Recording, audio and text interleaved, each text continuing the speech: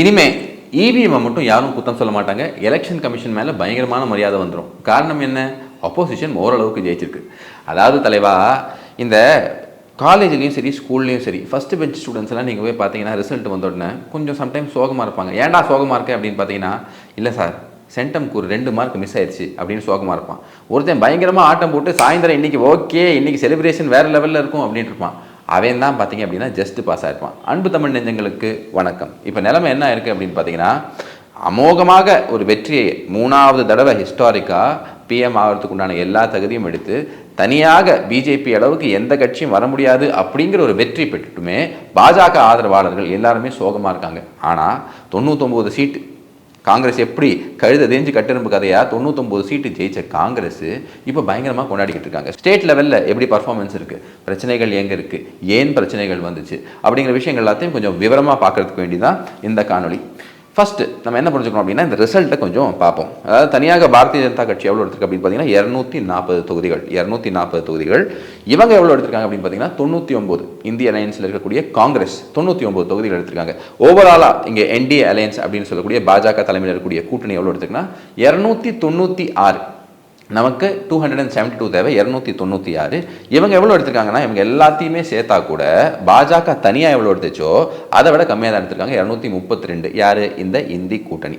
So இப்படி இருக்கும்போது என்ன சார் பிரச்சனை அப்படின்னு பார்க்கும்போது, எக்ஸ்பெக்டேஷன் வச்சிருக்கிறது ரொம்பவே ஹையாக இருந்தது. அப்கி பார் 400 பார் அப்படின்னாங்க. பட் 400 விட்டு 300 கூட பாஜகனால எடுக்க முடியலையே அப்படிங்கிற வருத்தம் எல்லாருக்கும் இருக்குது. ஸோ எக்ஸ்பெக்டேஷன் ஹையாக வச்சனால கூட்டணி ஏற்கனவே இருக்கக்கூடிய என்டிஏ கூட்டணி 272 என்ன மெஜாரிட்டி தேவையோ அதை தாண்டினா கூட தனியாக பாஜக அந்த 272 தாண்டலையே அப்படிங்கிற வருத்தம் எல்லாருக்கும் இருக்குது. இது இயல்பான ஒரு வருத்தம் தான். ஆனால் இன்னொரு பக்கம் பார்த்தீங்க அப்படின்னா, இவங்க எல்லாருமே சேர்த்தா கூட பாஜக எடுத்த அந்த ஓட்டை பக்கத்தில் கூட வர முடியல. இப்போ இங்கே இருக்கக்கூடிய பிரச்சனைகள் என்ன? சரி சார், 240 நம்ம எடுத்துட்டோம். கூட இப்போ ஜேடியு நிதிஷும் அப்புறமா நம்ம தெலுங்கு தேசம் பார்ட்டியோட தலைவர் திரு சந்திரபாபு நாயுடு அவர்கள் இருக்காங்க பார்த்தீங்களா, சிபிஎன் அப்படின்னு அறியப்படக்கூடிய சந்திரபாபு நாயுடு. இவங்க 2 பேரோட பர்ஃபார்மன்ஸ் ரொம்பவே முக்கியமாக இருக்கும். இவங்க 2 பேரோட கான்ட்ரிபியூஷன் முக்கியமாக இருக்கும். ஏன்னா நீங்கள் பாருங்கள், டிடிபி வந்து 12 சீட்டும் ஜேடியு 16 சீட்டும் எடுத்திருக்காங்க. வைஎஸ்ஆர்சிபி வந்து 4 சீட்டு தான் எடுத்திருக்காங்க. ஸோ இப்போ தெலுங்கு தேசம் பார்ட்டி வந்தால் அவங்களோட டிமாண்ட் இருக்குது பார்த்தீங்களா, ரொம்பவே ஜாஸ்தியாக இருக்க வாய்ப்பு உண்டு. நிதிஷ்குமார் அவர்கள் இன்றைக்கி அதே தேஜஸ்வி யாதவ் போகிற அதே ஃப்ளைட்டில் போகிறாரு. 2 பேருமே அங்கே போய் சந்திக்கிறாங்க. இன்றைக்கி வந்து அவங்களோட டிமாண்ட் எப்படி இருக்கும்னு சொல்ல முடியாது. ஏற்கனவே தெலுங்கு தேசம் பார்ட்டி சைட்லேருந்து நம்மளோட சந்திரபாபு நாயுடு அவர்கள் சப்போர்ட் கொடுத்துறாரு, நாங்கள் என்டிஏல தான் நீடிக்கணும் அப்படின்னு சொல்லிட்டு. நிதிஷ்குமாரை நம்ப முடியுமா, இவங்களை நம்ப முடியுமா, இவங்க கவுத்து விட்டா என்னாகும், நம்ம தனியாக இருந்தால் இந்த பிரச்சனை இல்லையே அப்படிங்கிற விஷயங்கள்லாம் சொன்னால் கூட ஒரு பேசிக்கான அனாலிசிஸ் என்ன அப்படின்னு பார்த்தீங்கன்னா, அந்த சைடு நீங்கள் பாருங்கள். ஒரு பக்கம் உங்களுக்கு மம்தா பானர்ஜி இருக்காங்க. ஆம் ஆத்மி பார்ட்டி 3 சீட்டு தான். அதுவும் டெல்லியில் 7க்கும் 7 வந்து பாஜக அடிச்சிருச்சு. ஸோ வந்து ஆம் ஆத்மி பார்ட்டிக்கு பெரிய முக்கியத்துவம் இல்லை. ஸ்டாலின் அவர்கள் இருக்காங்க, மம்தா பானர்ஜி அவர்கள் சொன்ன மாதிரி இருக்காங்க. அதே மாதிரி வந்து என்சிபி சரத் பவாரோட கட்சி இருக்குது. அதுக்கப்புறமா உத்தவ் தாக்கரே ஃபேக்ஷன் சிவசேனா இருக்காங்க. ஸோ இந்த மாதிரி பல ஃபேக்ஷன்ஸ் அங்கே இருக்கிறதுனால இவங்க இந்த இடத்த விட்டுட்டு அங்கே போனாங்கன்னா அவங்களுக்கு எந்த விதமான முக்கியத்துவம் கொடுக்கப்படாது. அதனால் அவங்களுக்கு இங்கே இருக்கிறது தான் வந்து இயல்பான ஒரு விஷயம். பட் எல்லாருமே ஒரு பவுண்ட் ஆஃப் ஃப்ளஷ் கேட்பாங்க. இந்த கோalition கவர்மெண்ட் வந்தாலே அவங்க ஒரு டிமாண்ட் கேட்பாங்க. இப்போ வந்திருக்கக்கூடிய தகவல் படி எல்லாம் பார்த்தீங்க அப்படின்னா, இவங்க கேட்குறது ஒரு 2 கேபினெட் கேட்குறாங்க, அதுக்கப்புறமா ஒரு ஸ்பீக்கர் கேட்குறாங்க அப்படிங்கிற மாதிரிலாம் பேசுகிறாங்க. அது வந்து என்ன பவுண்ட் ஆஃப் ஃப்ளஷ் கொடுக்கறதுக்கு பாஜக தயாராக இருக்குது அப்படிங்கிறது இன்னொரு கேள்வி. அடுத்தது பாருங்கள், இந்த என்டையர் எலெக்ஷனில் பல பேர் மறந்துடுறாங்க. 2 நாள் முன்னாடி அருணாச்சல் பிரதேஷில் பாஜக அமோக வெற்றி பெற்றிருக்கு. அருணாச்சல் பிரதேஷில். ஸோ அருணாச்சல் பிரதேஷும் பாஜகவோட ஸ்டேட் கிட்டியில் ஆட் ஆயிருக்கு. அதே மாதிரி இப்போ பார்த்தீங்க அப்படின்னா ஒடிஷாவை தூக்கியிருக்கோம். ஒடிஷாவில் பர்ஃபார்மன்ஸ் வந்து பிரில்லியண்ட்டாக இருந்திருக்கு. கிட்டத்தட்ட 147 சீட்டில் 78 பாஜகவுக்கு என்ன தேவையோ அங்கே வந்து கொண்டு வந்திருக்காங்க. அங்கே ஒரு பாஜக சிஎம் முதல் முறையாக இருக்கார். 24 வருஷம் கழித்து நவீன் பட்நாயக்காவை அங்கேருந்து அகற்றி பாஜக அங்கே கொண்டு போய் உட்கார வச்சுருக்காங்க ஒடிசா மக்கள். இது ஒரு பெரிய சாதனை. அதே மாதிரி ஆந்திர பிரதேசில் ஃபினாமினல் விக்ட்ரி என்டிஏ கூட்டணிக்கு. அதனால தான் தெலுங்கு தேசம் பார்ட்டியும் நம்மளோட சந்திரபாபு நாயுடுவும் கிங் மேக்கராக பார்க்குறாங்க. இதுக்கு முன்னாடி அவர் என்டிஏ கூட்டணியில் இருந்தார், அப்புறமா வெளியே போனார், அதுக்கப்புறமா மறுபடியும் ஆதரவு கொடுத்தார். ஸோ இந்த மாதிரி திருப்பி வெளியே போகிறதுக்கு வாய்ப்புகள் உண்டா அப்படிங்கிற பொலிட்டிக்கல் அனாலிஸ்ட் எல்லாம் பேசிக்கிட்டு இருக்கிறது ஒரு விஷயம் இருந்தாலும், இங்கே பார்த்தீங்க அப்படின்னா வெக்ட்ரிங்கிறது அமோக வெற்றி. 144 சீட்டு 174 அங்கே அவரை தூக்கி ஜெயிலில் போட்டாங்க. போயிட்டு வந்து மறுபடியும் ஒரு விஸ்வரூபம் எடுத்திருக்காரு. அது மட்டும் இல்லாமல் 10 சீட்டு தான் வைஎஸ்ஆர் எடுக்க முடிஞ்சது.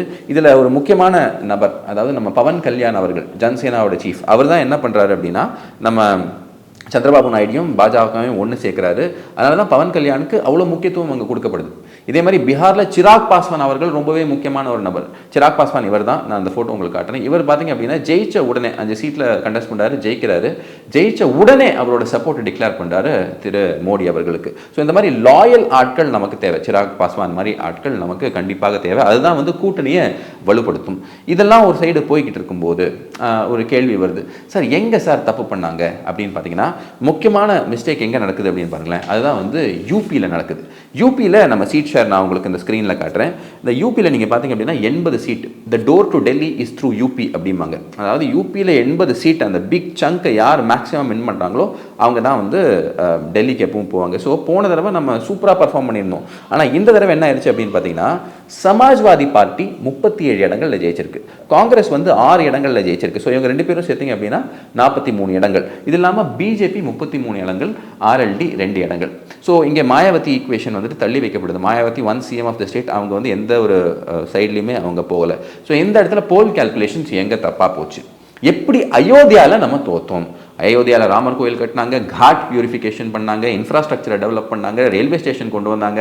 இதெல்லாம் பண்ணியும் எப்படி தோத்தோம் அப்படின்னா, அதுக்கு இருக்கக்கூடிய 3-4 காரணங்கள், ஒரு நியூட்ரலாக அப்சர்வ் பண்ண 3-4 காரணங்கள் இங்கே வெளியே வருது.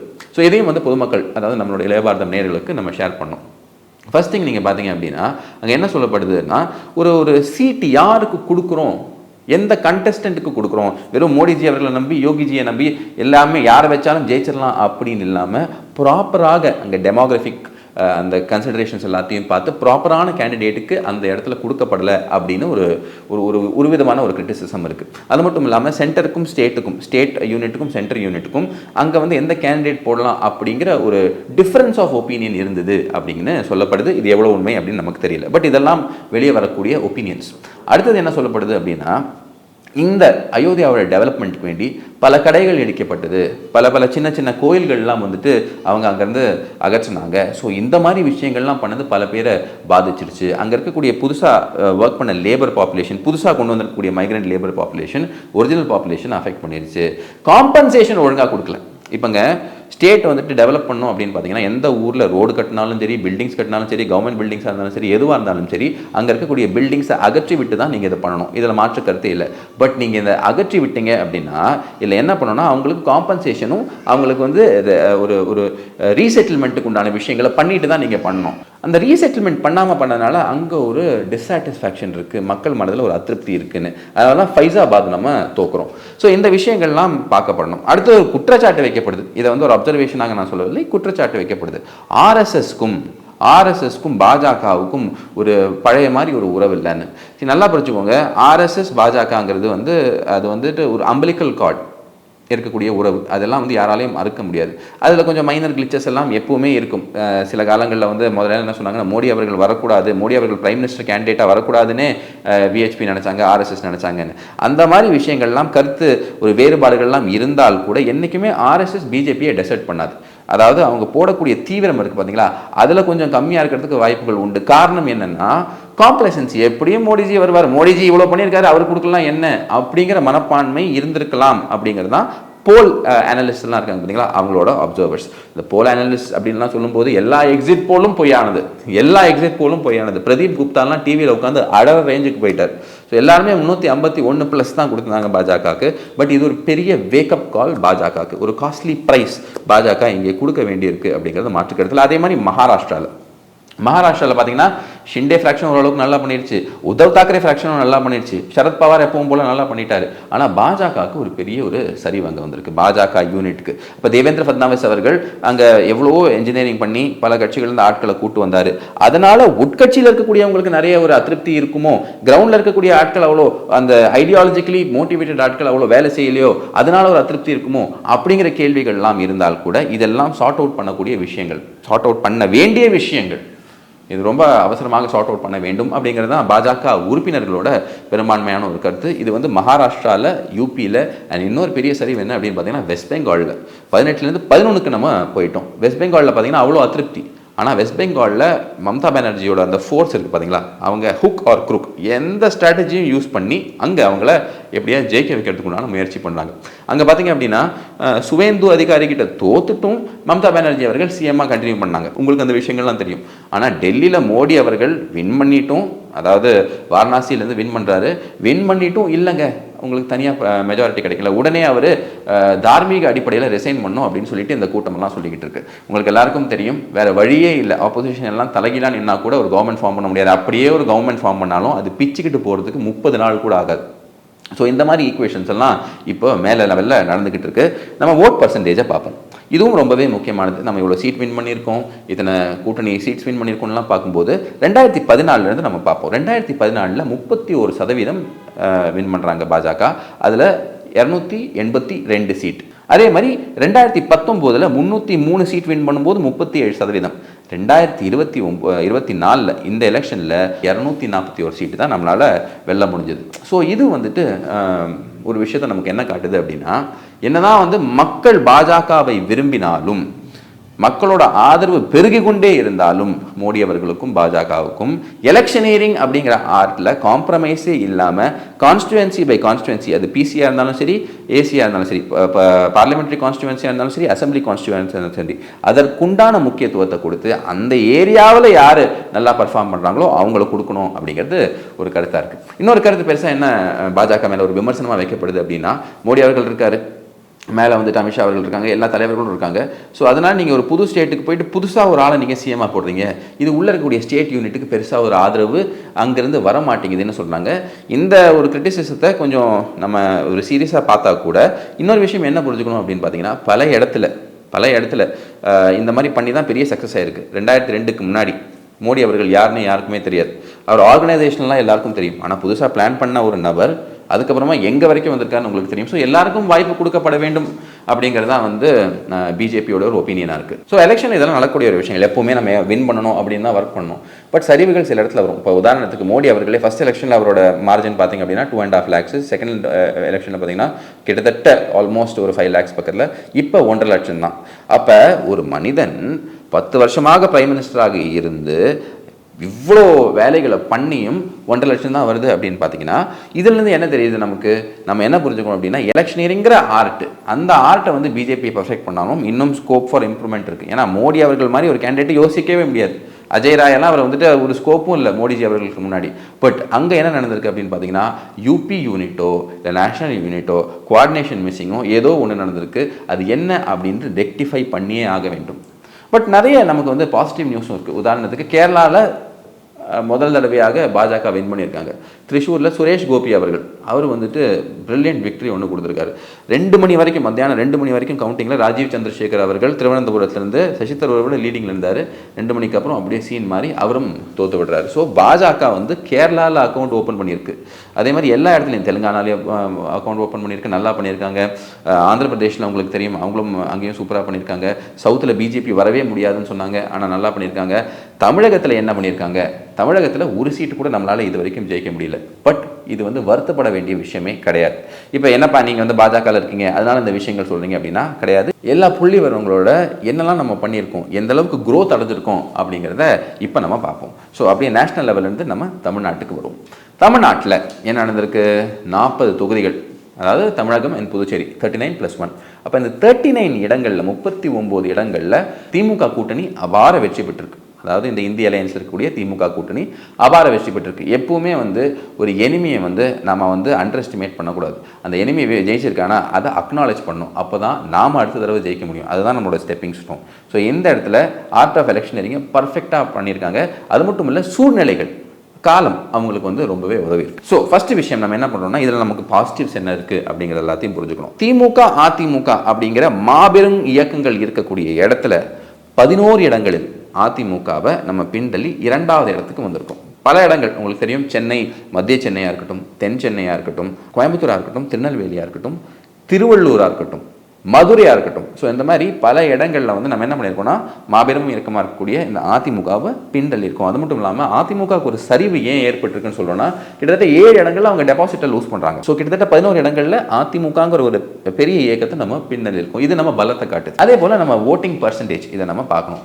கிட்டத்தட்ட தனியாக பாஜக கண்டெஸ்ட் பண்ணி எவ்வளோ எடுத்திருக்காங்க அப்படின்னு பார்த்தீங்கன்னா 11.13%, கிட்டத்தட்ட 11% நாம் எடுத்திருக்கோம். அதிமுக எவ்வளோ எடுத்திருக்காங்க அப்படின்னு பார்த்தீங்கன்னா 20.47 எடுத்திருக்காங்க.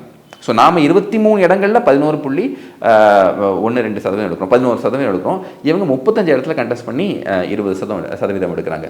நம்ம கூட்டணி எல்லாத்தையும் நம்ம சேர்த்தோம் அப்படின்னா 18.22%, அதாவது பாமகவை சேர்த்துட்டு எல்லாரையுமே சேர்த்தோம் அப்படின்னு பார்த்தீங்கன்னா இந்த இடங்கள் எல்லாத்தையும் சேர்த்து நம்ம எவ்வளோ எடுக்கிறோம்னா நம்ம 18% எடுக்கிறோம். ஸோ நம்ம வந்து 18 எடுக்கிறோம், அவங்க 24%, அவங்களோட கூட்டணி எல்லாத்தையும் சேர்த்து 24%. ஸோ ஒரு 6% கேப் இருக்குது பாஜக கூட்டணிக்கும் இங்கே இருக்கக்கூடிய நம்மளோட அதிமுக கூட்டணிக்கும். ஸோ இது ஒரு வளர்ச்சி தானே, கண்டிப்பாக இது ஒரு வளர்ச்சி தான், இதில் மாற்று கருத்தே கிடையாது. இப்போ பல பேர் சொல்லுவாங்க, சார் பல ஏரியாஸில் பாஜக அண்ட் அதிமுகவோட ஓட்டை நீங்கள் ஆட் பண்ணிங்கன்னா திமுகவோட ஜாஸ்தியாக இருக்குது. உண்மையான விஷயம். அரித்தமெட்டிக்லி நீங்கள் பார்த்தீங்கன்னா பல தொகுதியில் பாஜக ஓட்டு அதிமுக ஓட்டு இது ரெண்டுத்தையுமே நீங்கள் கூட்டினீங்க அப்படின்னா திமுக ஓட்டை விட ஜாஸ்தியாக இருக்கும். ஸோ இது வந்து உண்மையிலே களத்தில் கன்வெர்ட் ஆகுமா அப்படின்னு பார்த்தீங்கன்னா கெமிஸ்ட்ரி அப்படிங்கிறது ரொம்பவே முக்கியம். பல இடத்துல இப்போ உதாரணத்துக்கு 2014 இதே தொகுதி நம்மளோட அண்ணாமலை அவர்கள் கண்டெஸ்ட் பண்ண அதே தொகுதியில் சிபிஆர் அவர்கள் கண்டெஸ்ட் பண்ணுறாரு. அப்போ பிஜேபி அதிமுக கூட்டணியில் இருக்குது. அப்போ அவங்க எவ்வளோ ஓட்டு எடுக்கிறாங்கன்னா 3,92,000 ஓட்டு. ஆனால் இந்த இடத்துல இப்போ திரு அண்ணாமலை அவர்கள் கண்டெஸ்ட் பண்ணும்போது 4,50,000 ஓட்டு தனியாக கண்டெஸ்ட் பண்ணும்போது அப்போ அங்கே ஏன் எடப்பாவில் ஏன் இங்கே ஓட் ட்ரான்ஸ்ஃபர் நடக்கலை அப்படிங்கிற கேள்வி வரும். ஸோ முக்கியமான விஷயம் என்னென்னா கெமிஸ்ட்ரி. ஒரு கூட்டணிங்கிறது எப்போ முடிவாகும் அப்படின்னா, இப்போ உதாரணத்துக்கு திமுக கூட்டணி ஏன் சக்ஸஸ்ஃபுல்லாக இருக்குது அப்படின்னா அவங்க டோட்டல் சப்மிஷன் டு திமுக, கூட இருக்கக்கூடியவங்க எல்லாருமே திமுக என்ன சொல்கிறாங்களோ அதை கேட்டு நடக்கக்கூடிய ஒரு சூழல். ஸோ அந்த ஒரு ஒத்து போகக்கூடிய ஒரு சூழல் இருந்தால் மட்டும்தான் இது பண்ண முடியும். அந்த சூழல் நமக்கு இருந்துச்சா, அந்த சூழல் நம்ம அமைச்சிக்கலையா, அந்த சூழல் எங்கே தப்பாக போச்சு அப்படிங்கிற விஷயங்கள்லாம் வந்துட்டு ஒரு ஹைண்ட்சைட்டில் உட்காந்து பாண்டர் பண்ண வேண்டிய விஷயமா இருந்தாலுமே அந்த சூழல் இல்லாமல் ஒன்றா செயல்பட வேண்டும் அப்படிங்கிற மனப்பான்மை இல்லாமல் கூட்டணி வச்சுக்கிறது வேஸ்ட்டு. ரெண்டாவது விஷயம் என்ன அப்படின்னா, கூட்டணி வச்சுக்கிட்டா அவங்க எவ்வளோ சீட்டு கொடுப்பாங்க அப்படிங்கிற முக்கியமான கேள்வியும் இங்கே இருக்குது.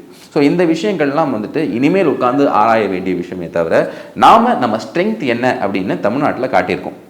நம்மளால் ஒரு கூட்டணி அமைச்சு தனியாக என்ன செயல்பட முடியும் அப்படிங்கிறதையும் காட்டியிருக்கோம். 2014 இதுக்கு முன்னாடி பெட்டராக பண்ணியிருக்கோமோ 19% எடுத்தோமே அப்படின்னு பார்த்தீங்கன்னா அன்னைக்கு விஜயகாந்த் அவர்கள் back from a fresh victory, Vijayakanth அவர்களோட மாபெரும் சப்போர்ட் இருந்துச்சு. அதே மாதிரி மதிமுக இருந்துச்சு. இன்றைக்கி இருக்கக்கூடிய வீக்கெண்ட் மதிமுகவில் அன்னைக்கு இருக்கக்கூடிய மதிமுக. ஸோ அன்னைக்கு இருக்கக்கூடிய பலம் வேறு. இன்றைக்கி நம்ம என்ன பண்ணுறோம்னா நம்ம தலைமையில் எல்லாரையுமே கூப்பிட்டு வந்து வச்சு நாம் வந்து ஒரு புது முயற்சி எடுத்திருக்கோம். ஸோ இதில் 18% அப்படிங்கிறது ரொம்பவே முக்கியமானது. அண்ணாமலை அவர்களோட செயல்பாடு, அண்ணாமலை அவர்களோட இந்த தோல்வி இருக்குது பார்த்தீங்களா, பல பேருக்கு வந்துட்டு அது ஒரு பெரிய அதிர்ச்சியாக இருக்குது, அது பெரிய ஒரு ஏமாற்றமாக இருக்குது. பல பேர் வந்து இதனால் பாதிக்கப்பட்டிருக்காங்க. பட் நான் என்ன சொல்கிறேன் அப்படின்னு பார்த்தீங்கன்னா, பாஜக போன்ற ஒரு கட்சி, திரு அண்ணாமலை அவர்கள் பாஜகவில் வந்து தலைவராக இருந்துட்டு எல்லா இடங்களுக்கும் போய் அந்த 18 நாளில், ஏன்னா எலெக்ஷன் ஆகிடுச்சு நமக்கு ஒரு 18-20 நாள் தான் இருந்துச்சு, எல்லா இடங்களுக்கும் போய் எல்லாருக்கும் கேன்வாஸ் பண்ணி இந்த 2 திராவிடியன் பார்ட்டிஸோட அந்த பிளே பாருங்கள். அதிமுகவை பின்தள்ளியிருக்காரு. எங்கே எஸ்பி வேலுமணி அவர்களோட கோட்டை, அதிமுகவோட கோட்டை கொங்கு மண்டலம்னு சொல்லிட்டு கிடையாது. It is direct fight between the ruling party and central party, BJP versus DMK அப்படிங்கிற விஷயத்தையும் கொண்டு வந்திருக்காரு. திரு ராமச்சந்திரன் அவர்கள் தோற்று போயிருக்காரு. பட் இருந்தாலும் நம்மளோட வாழ்த்துக்கள், he put up a good fight.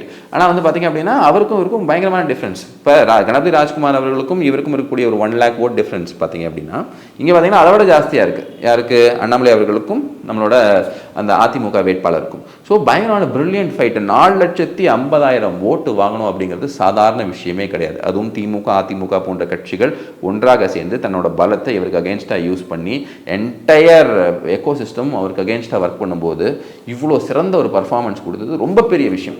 So இவரை வந்து நம்ம என்கரேஜ் பண்ணணும் அப்படிங்கிறது தான் என்னோட தனிப்பட்ட ஒரு கருத்தாக இருக்குது. பல தொண்டர்களும் இதுதான் யோசிச்சுட்டு இருக்காங்க. இவ்வளோ கஷ்டப்பட்டிருக்காரு, அவர் தோற்றது நம்மளோட தோல்வி அப்படிங்கிற அளவுக்கு பார்த்துக்கிட்டு இருக்காங்க. பட் அந்த எஃபர்ட் போட்டது எல்லாமே மக்களும் சரி, கட்சிக்காரங்களும் சரி, தேசிய அளவுலையும் சரி எல்லாம் பார்த்துக்கிட்டு இருக்காங்க. இன்னொரு குற்றச்சாட்டு அவர் மேலே என்ன வைப்பாங்க அப்படின்னு பார்த்தீங்கன்னா, கூட்டணி ஒர்க் அவுட் ஆகலை, இவர் கொஞ்சம் கூட்டணி கூட ஒத்து போயிருந்தா இன்னும் பெட்டராக பண்ணியிருக்கலான்னு. நான் என்ன சொல்கிறேன், 2026 நம்ம போய் உட்காரணும்னா நம்ம பலம் என்ன அப்படிங்கிறது கூட்டணி கட்சிக்கும் தெரியணும். இன்றைக்கி அதிமுகவுக்கு நம்மளோட பலம் என்ன அப்படிங்கிறது தெரியும். அதிமுக நமக்கு தேவையா இல்லையா அப்படிங்கிற அந்த யோசனையும் பாஜகவுக்கு வரும். எதுவுமே பலத்தை காட்டாமல் நம்ம வந்துட்டு போய் உட்காந்துருந்தோம்னா அவங்க என்ன சொல்லுவாங்கன்னா அவங்க மேலே சவாரி பண்ணிட்டு நம்ம இருக்கோம் அப்படிங்கிற விஷயம் வரும். ஸோ இந்த எலெக்ஷனில் இந்த விஷயம் ப்ரூவ் பண்ணப்பட்டிருக்கு அப்படிங்கிறதா ரொம்பவே முக்கியமான ஒரு அப்சர்வேஷனாக இருக்குது. இதில் நாம் தமிழர் போன்ற கட்சிகள்லாம் சேலஞ்ச் விட்டாங்க. அதுவும் நம்ம சீமான் அவர்கள் சேலஞ்சு விட்டார். 39 இடங்கள்லையும் அவர் போட்டி போட்டு 8.19% வாங்கியிருக்காங்க. அதை விட பாஜக ஜாஸ்தி தான் வாங்கியிருக்கு. 11% வாங்கியிருக்கு 23 இடங்களில் போட்டியிட்டு. ஸோ அதுலேயே உங்களுக்கு டிஃப்ரென்ஸ் என்னன்னு தெரியும். ஸோ இதனால் நாம் தமிழை போயிட்டு நம்ம அடிக்கணுமா அப்படின்னா அதெல்லாம் தேவையே கிடையாது. மெச்சூர் பாலிடிக்ஸில் அதெல்லாம் பண்ண மாட்டாங்க. எலெக்ஷனுக்கு முன்னாடி இந்த விஷயங்கள்லாம் அந்த ஹீட் ஆஃப் த மூமெண்ட்டில் ஸ்பர் ஆஃப் த மூமெண்ட்டில் பேசினா கூட அதை போய் அடிக்கிறது நம்ம வேலையில். தமிழகத்தில் எப்படி ஆட்சியில் வந்து உட்காரணும், அதுக்கு எவ்வளோ காலமானாலும் என்ன வேலைகள் செய்ய வேண்டும், இங்கே மக்களுக்கு டெவலப்மெண்ட் பாலிடிக்ஸ் எப்படி கொடுக்கணும் அப்படிங்கிறதான் யோசிக்கணும். காரணம் என்ன அப்படின்னா இன்றைக்கும் காசு வாங்கி ஓட்டு போட்டிருக்காங்க பல இடத்துல மக்கள். அந்த விஷயத்தை எப்படி மாற்றுறது? கோயம்புத்தூரில் காசே கொடுக்காம இவ்வளோ ஓட்டு வாங்கியிருக்காரு திரு அண்ணாமலை அவர்கள். பல இடங்களில் நம்ம வேட்பாளர்கள் காசே கொடுக்காம, தென்செயின் லைனில் மேடம் தமிழிசை சவுந்தரராஜன் எந்த விதமான ஒரு காசும் கொடுக்காம இந்த அளவுக்கு ஓட்டு வாங்கியிருக்காங்க. இதே மாதிரி மத்திய சென்னையில் திரு வினோஜ் அவர்கள், மதுரையில் 2வது இடத்துல ப்ரொஃபஸர் ஸ்ரீனிவாசன் அவர்கள், அதுவும் அவர் வந்து விருதுநகரில் போட போகிறாங்கன்னு சொல்லிட்டு கடைசி நிமிஷத்தில் மதுரையில் போட்டு 2வது இடத்துக்கு வந்திருக்காரு. அதிமுக 3வது இடத்துக்கு பின்தள்ளப்பட்டிருக்கு. ஸோ இந்த அளவுக்கு காசே கொடுக்காம நம்ம ஒர்க் பண்ணியிருக்கோம் அப்படின்னா இதுலேருந்து என்ன தெரியுது, மக்கள் கிட்ட ஒரு நம்பிக்கை இருக்கு. பாக்கி இருக்கக்கூடிய மக்கள்கிட்ட அந்த மெசேஜ் போய் சேரல. அந்த மெசேஜ் எப்படி கொண்டு போய் சேர்க்கணும் 2026க்குள்ள அப்படிங்கிறத நம்மளோட எஃபர்ட்டாக இருக்கணும். ஸோ இங்கிருந்து பாஜக எப்படி வளருது அப்படிங்கிறத நாம ஃபோக்கஸ் பண்ணிக்கிட்டு இருக்கும்போது இன்னைக்கு திரு அண்ணாமலை அவரோட ப்ரெஸ் மீட் இருக்கு. அதுவும் நம்ம சேனலில் கவர் பண்ணுவோம். அவரோட அந்த சைடு இருக்குது பார்த்தீங்களா, அது கண்டிப்பாக கேட்டே ஆகணும். அந்த மக்கள் இந்த தடவை காது கொடுத்து கேட்பாங்க. ஏன்னா பர்ஃபார்மன்ஸ் அந்த அளவுக்கு நல்லா இருக்கு. ஆனால் பாருங்கள், இன்னொரு தரப்பில் நீங்கள் இந்த பார்த்தீங்கன்னா திரு ஸ்டாலின் அவர்கள் டெல்லி கிளம்புறாரு. டெல்லி போய் என்ன பண்ண போகிறாங்கன்னு நமக்கு தெரியல. பட் இருந்தாலும் அவர் போகும்போது அவர்கிட்ட கேட்குறாங்க, சார் அப்போ நீங்கள் பிஎம் ஆகிறதுக்கு வாய்ப்பு இருப்பான்னு கேட்கும்போது ஃபஸ்ட் டைம் ஒரு சேன் அப்சர்வேஷன், ஒரு நியாயமான பேச்சு அவர் பேசி நான் கேட்குறேன். அவர் என்ன சொல்கிறாருன்னா, என் உயரம் என்ன அப்படின்னு எனக்கு தெரியும் அப்படின்னு கலைஞர் சொன்ன மாதிரி அவரும் வந்துட்டு இந்த பிஎம்கெல்லாம் ஆசைப்படலன்னு தெரியும். ஏன்னா அது போய் வேலைக்கும் ஆகாது, இவங்களால் அவங்க போய் எதுவும் பண்ண முடியாதுங்கிறது எல்லாருக்கும் தெரிஞ்ச விஷயம். கனிமொழி அவர்கள் என்ன சொல்லியிருக்காங்கன்னா, அண்ணாமலை அவர்களுக்கு பதிலடி கொடுக்குறேன் அப்படின்னு சொல்லிட்டு முதல்ல அண்ணாமலை அவர்கள் ஒரு ஸ்டேட்மெண்ட் சொல்லியிருந்தார். கனிமொழி அவர்கள் கருணாநிதிங்கிற பேர் எடுத்துகிட்டு அவங்க யார், அவங்களுக்கு என்ன தகுதி இருக்குன்னு கேட்டிருக்காங்க. அதுக்கு கனிமொழி அவர்கள் பதில் சொல்கிற மாதிரி என்ன சொல்லியிருக்காங்கன்னா, நான் 2 தடவை எம்பி ஆகிட்டேன் அப்படின்னு. மறுபடியும் சொல்கிறேன் மேடம், நீங்கள் எம்பி ஆனது நீங்கள் செஞ்ச அங்கே இருக்கக்கூடிய மக்களுக்கு செஞ்ச நல்ல காரியத்துக்காக கிடையாது. அதெல்லாம் பண்ணியிருந்தா தானே உங்களுக்கு ஒரு பேர் இருக்குது, உங்களுக்குன்னு ஒரு கட்டமைப்பு இருக்குது. அந்த கட்டமைப்பும் உங்களோட தந்தையோட பேரும், அதனால தான் நீங்கள் ஜெயிச்சிருக்கீங்க. இதை மாற்று கருத்தே இல்லை. இந்த காலமும் மாறும். 2011 இவங்க ரொம்ப கான்ஃபிடென்ட்டாக இருந்தாங்க. நாங்கள் வந்து செம்மொழியான தமிழ் மொழியான பாட்டெல்லாம் போட்டிருக்கோம், திருவள்ளுவருக்கு ஸ்டாச்சுவெல்லாம் வச்சுருக்கோம் அப்படின்லாம் சொன்னாங்க. 10 வருஷம் கூப்பில் உட்காந்துருந்தாங்க. ஸோ அரகன்ஸ் வேண்டாம் அப்படிங்கிறது தான் எங்களோட ஒரு கருத்தாக இருக்குது. பாஜக இங்கிருந்து வளர்ப்பிழை தான்.